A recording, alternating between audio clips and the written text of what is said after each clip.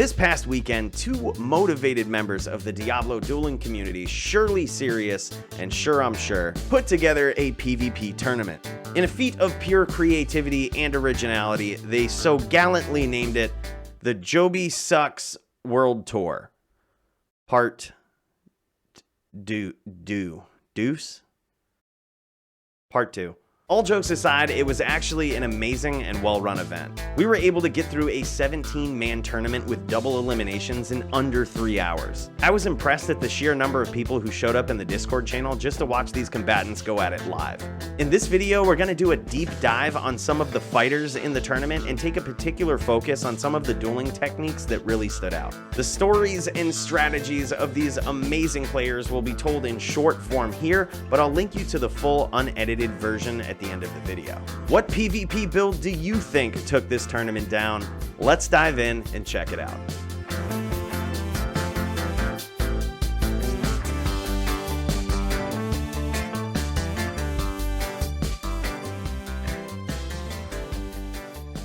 Here's a generalized look at the dueling bracket, outlining how it went and giving some context to what we'll talk about. You can see the builds that people used in this bracket as well, so big thanks to Surely Serious for designing it. You might have noticed that this is not a complete view of the bracket because the winner might surprise you. One phenomenal player in the tournament was Joby. Turns out in the Joby Sucks World Tour, Joby did alright. One matchup I enjoyed watching was his duel with Duke. We can see that Duke had a very good run from the start before eventually being put into the losers bracket by Joby in this round. This was one of the best performances we've seen from Duke. His chain locking against my Ranger Din was perfectly timed, and he even managed to take out Maddie's legendary barbarian Geppetto, one of the most vicious BVCs or Barb vs. Casters on East. His duel with Joby was extremely technical. Both players had access to not only hammers, but Fist of Heavens as well. For all intents and purposes, this was a mirror match. Additionally, they adopted a similar strategy for dueling. You can see them keeping their Oak Sages active, not only to boost their life, but to sort of act as a shield while teleporting, as that Oak Sage can eat a hammer for you if you happen to teleport on one. Their use of FOH is not only to deal ping damage to their opponent, but to also resync them, revealing their true position on the map. Joby did end up winning this technical battle with some very good use of desync and some well-placed hammers. One of the most entertaining bouts for me was Joby versus AngryPapa. AngryPapa was dueling on his VT, or Vindicator, which specializes in two main attacks, Smite and FOH. This is admittedly a rough matchup for a VT, but don't let that take away from the sheer heart and skill displayed by AngryPapa in this fight. He worked masterfully to get the perfect angles on Joby's Mage, allowing him to smite Joby, but also stay clear of hammers. Additionally, he did a great job of baiting telestomps out of Joby and punishing him with up smites. But after Joby adapted to this strategy, it was Joby who got the W. But we can learn a lot from watching AngryPapa's amazing strategies in this bout. Another masterful performance from AngryPapa came in his first duel with PriestValon. Now mind you, most paladins attempt to charge down a Zon, because keeping the distance can prove to be fatal against their devastating arrows. While AngryPapa did implement charge here and there, you can see in this fight that his strategy was to be very deliberate, not relying on charge or desync to get to his opponent. He was able to precisely telestomp PriestValon and get in some huge damage at close range. If Priest managed to escape these close-up onslaughts, AngryPapa would just simply finish the fight with FOH from a distance.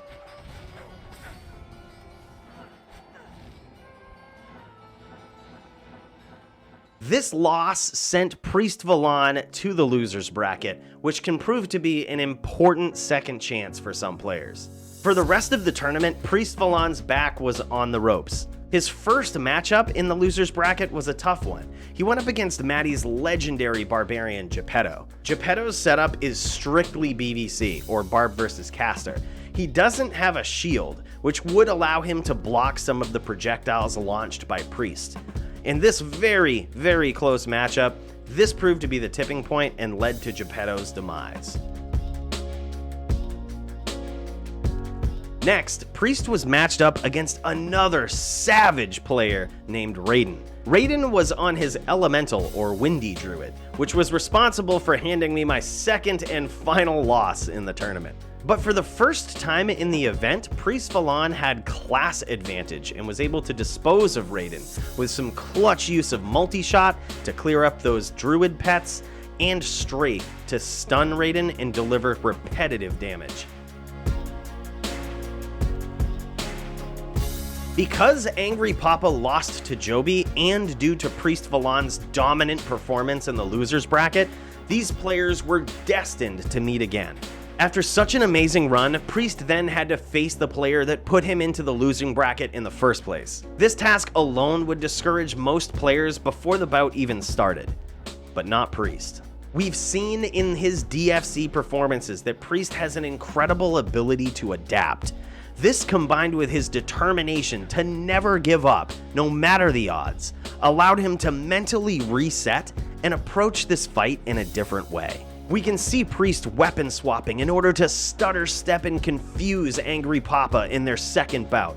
We can see him using all of the tricks in the book, arrows, poison jabs, and even casting a clone of himself in order to disorient AngryPapa and buy himself some time. We can see AngryPapa struggling to get the perfect angle from which to approach PriestValon, unsure of the proper strategy to counteract this new version of this dominant player.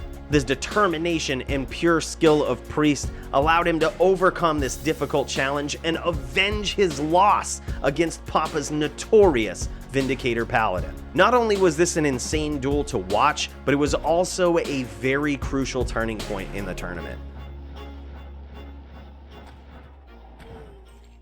After making a statement and avenging his loss, there was only one bout left, the finals.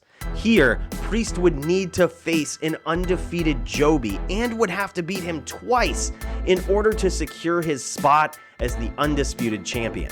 Not losing focus, Priest stays diligent in his deliverance of devastating damage, a mix of arrows, jabs, and swift footwork. Joby is a tricky player, picking sneaky angles from which to attack, and even switching between hammers and charge to run down his opponent. You can even see how much Joby prepared his arsenal for this final bout. He even removed a couple of charms from his inventory to allow him to use battle orders, charge, FOH, and hammers to deliver an unpredictable onslaught to Priest. We watch from Joby's perspective as he tries hard to pick Priest apart.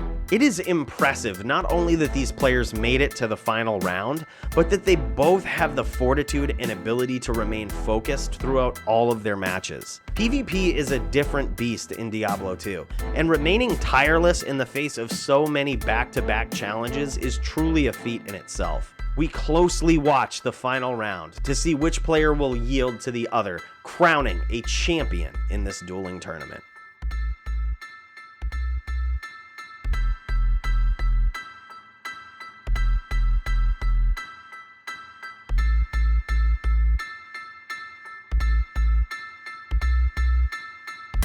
And just like that, we have our first ever Amazon class tournament winner in Tfc-Priest. After being sent to the losers bracket, Priest rises from the ashes, not only avenging his loss, but being crowned the undisputed champion and also winning himself loads of forum gold in the process. One thing that was abundantly clear from this tournament is that preparation and practice with your build really does pay off.